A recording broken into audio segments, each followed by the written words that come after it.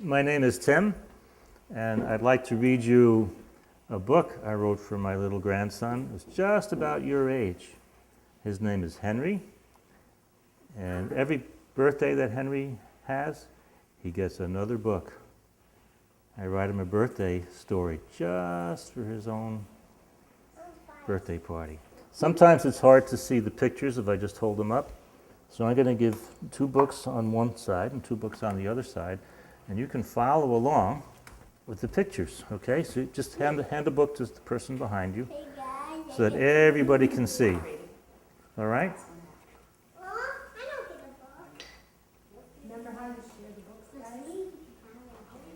Okay. Should we start? Okay. If you look at the first page, there's a treasure map. And on the treasure map, it says, the treasure chest at the end of your adventure is with you from the start. Your search is only for the key that opens the treasure. See the treasure map? Uh-huh. There's the dotted lines.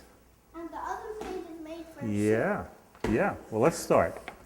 Here we go. Once upon a time, when Henry was very little, he used to go on long walks in the woods with Dad. It was hard keeping up because Dad's legs were much longer and stronger than Henry's. See? Which one do you think is Henry? The little one. The little one, yeah. With the little shoes and the little feet. Yeah. And the mushroom on the next. Yep, that's the next one. One day, Dad told him they were going on an adventure. That's what you need the map for. Where are we going? Henry asked. You'll see, Dad said, the way he always does when there's something Henry has to see for himself.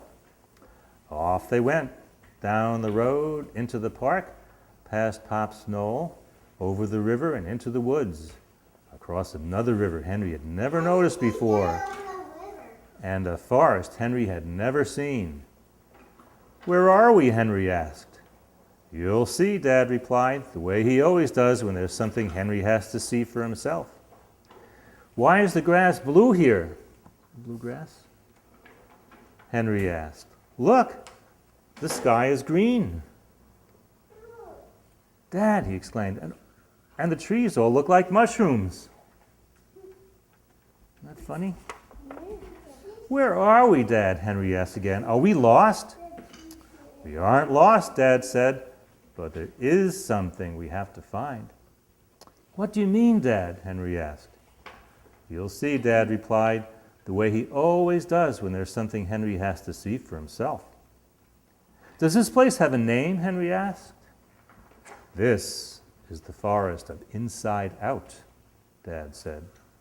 It's the place where the inside of everything is out in the open and nothing's hidden. Wow, Henry exclaimed, how strange. Not only do things look differently, Dad continued, in the forest of Inside Out, the rule is that you can only tell the truth. What does that say? Truth. Really? Henry asked in disbelief. Absolutely, Dad said. Try telling me you're really 6 feet tall and can run faster than a jackrabbit in a forest fire. I'm Henry started to say, and I'm faster than, See, Dad said, if it's not true, it won't come out. Henry was awestruck. Suddenly, something inside Henry made him blurt out, Dad, do you love me? I do, Henry, Dad said, very much. Henry felt very warm inside when Dad said that. In the forest of Inside Out, it had to be the truth, and that was good to know. Why did you ask me that question, Henry? Dad asked. I don't know, Henry said. Something inside me made it come out. Well, that's part of the reason they call it the forest of Inside Out, Dad said, and that's part of the reason we're here. Let's move on, Dad continued. Be careful what you say to the animals. Why? Henry asked. Animals don't understand what we're talking about. Don't be so sure, Henry, Dad said. In the forest of Inside Out, all the animals understand everything. They can even speak. It's part of how they get what's inside them out. You would be surprised just how smart some animals are. Look, one of them was playing with a computer. Just then, a whistle pig. That's a whistle pig. See it? It's a whistle pig. A whistle pig came out of a hole in the ground. "Hey, kid," it said to Henry, "take me to the cabbage patch." Henry had never seen a talking whistle pig before, so he grabbed Dad's leg because he was afraid. "What should I do, Dad?" Henry cried. "Don't be afraid, Henry," Dad said. "Just tell the truth when you speak. I can't do that for you." "I don't know where the cabbage patch is around here, Whistle Pig," Henry said. "Even if I did, I wouldn't tell you." "Why? Don't you like me?" the Whistle Pig hissed. "No," Henry roared. "Whistle pigs are bad. You eat what other people plant and don't leave anything for them to eat." "So what if we don't plant or leave anything?" the Whistle Pig snarled. "You think we should do something else?" "Share," Henry said. "You always take everything. We deserve everything. We deserve everything. We deserve everything," the Whistle Pig tried to say. Henry remembered what Dad had told him about the truth. "That's a lie," Henry said. "You don't deserve everything." "Grrr," hissed the Whistle Pig. "You're my enemy now." "It was that way before you even started to speak, Whistle Pig," Henry pointed out, and he knew it was true because he'd been able to say it. The Whistle Pig went back into his hole, growling, "You haven't seen the last of me, kid." That, of course, had to be true also. "What do I do now, Dad?" Henry asked. "Am I in trouble?" "You'll see," Dad replied, the way he always does when there's something Henry has to see for himself. "Maybe you can find a friendly Whistle Pig somewhere," Dad suggested. "Some Whistle Pigs change and become good." "How?" Henry asked. "If they get help from a helper, they learn to share."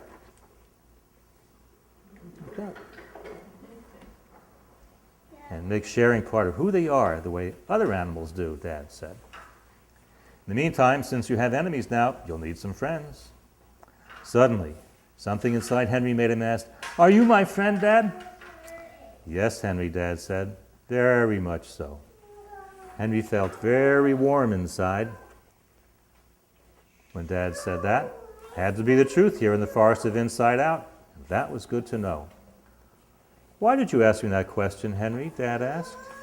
"I don't know," Henry said. "Something inside me made it come out."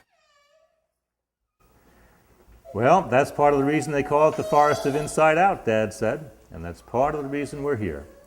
Let's move on, and whatever you do, don't step off the path." "Why, Dad?" Henry asked. "That's the rule, Henry," Dad explained. "You might get lost." Henry knew what Dad had told him had to be the truth because Dad had been able to say it.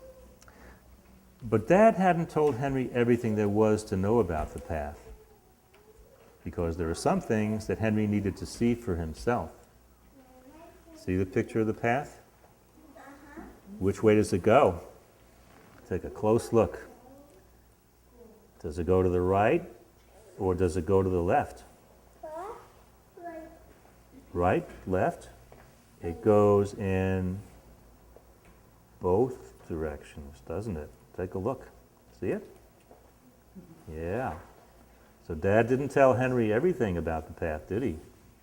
No. No. "What happens if I get lost?" Henry asked. "You'll see," Dad replied, the way he always does when there's something Henry has to see for himself. "I'm never leaving the path, Dad," Henry said. "I'm staying with you."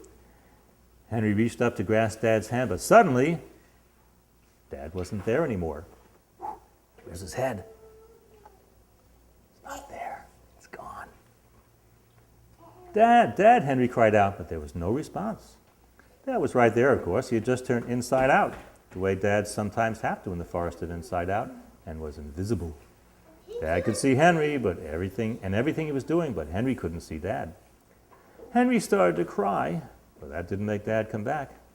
Crying can't make anybody come back, even when you're not in the forest of Inside Out. Henry wondered what to do, but then he looked down the path and remembered what Dad had said.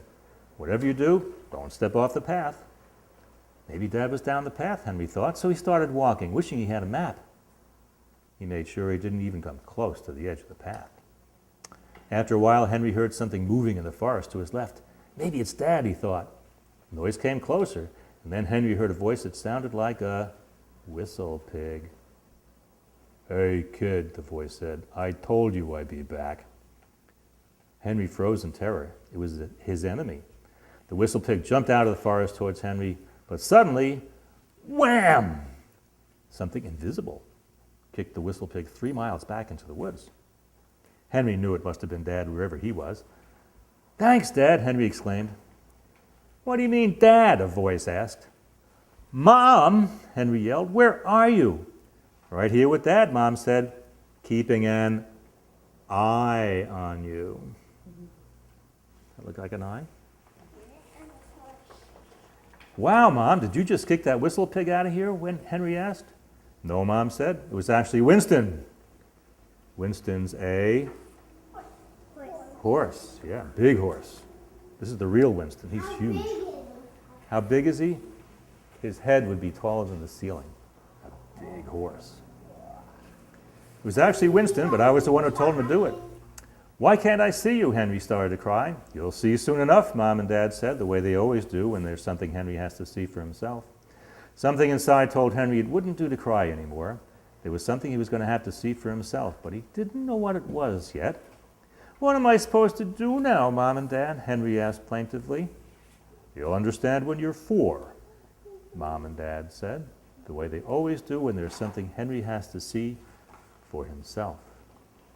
And the last page says, "To be continued when Henry turns 4."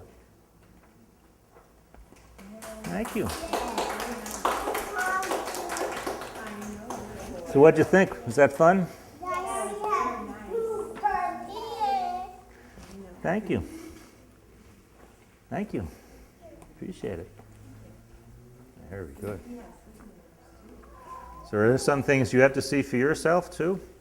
You're about the same age as Henry, all of you, right? You're 5?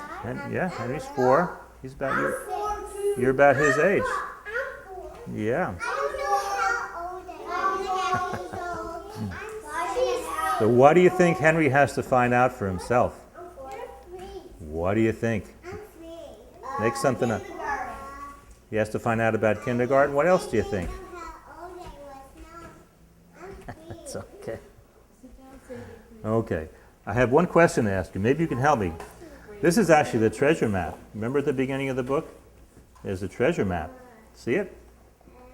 And you start over here and you follow the dotted line and you end up where the treasure is. Well, where's the treasure?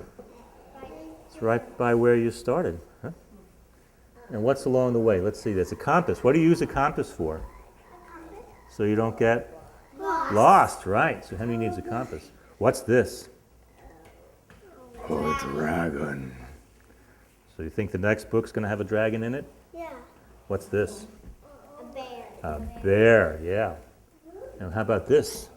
A tower? It's a tower. It's a temple down in Mexico. Looks like a pyramid. And what's this? A puppy. A puppy, but why does it have glasses? What do you think Because is... it's a reading puppy. Yeah, you think this is a special puppy? Yes. He's in the water. Yeah. There's going to be some magic in here too, right? He's in water. You think he's in water? Oh, because of the blue, yeah. And what about this? That's a shark. A shark. Are sharks friendly or are they dangerous? Dangerous. They're dangerous, right. But look what this. The lines go off the page. Where do you think this part of the map is? The end. No. It went off the page. Where's this part of the map? To get to the treasure. Yeah, but where's this part of the map, you think? It's gone. No. If you were holding the book like this, up next to you, where would it go? Yeah. It would go inside you, right? So part of the map and the adventure of life is inside each and every one of us. And we need to go inside out to find that part of the path. So that's why we call it the forest of inside out.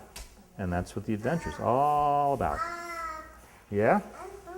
You're hungry? All right. Good cue.